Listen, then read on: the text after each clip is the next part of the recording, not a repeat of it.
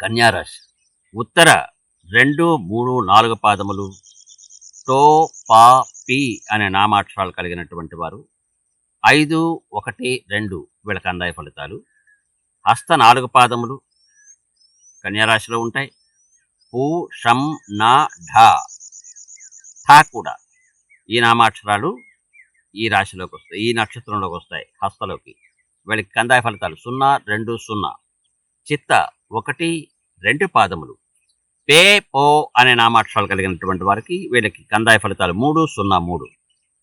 ఈ కన్యా రాశి వారికి ఆదాయం 8, వ్యయం 11, రాజపూజ్యం 3, అవమానం 3 ఈక్వల్గా ఉన్నాయి.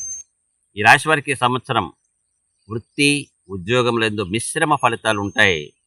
దూరదేశ సంచారము, అలాగే విరోధాలు, అపాయాలు, ఆరోగ్య భంగానికి అవకాశం ఉంది.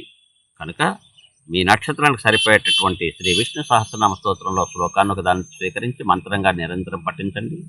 విష్ణు సహస్రనామ పారాయణ చేయండి.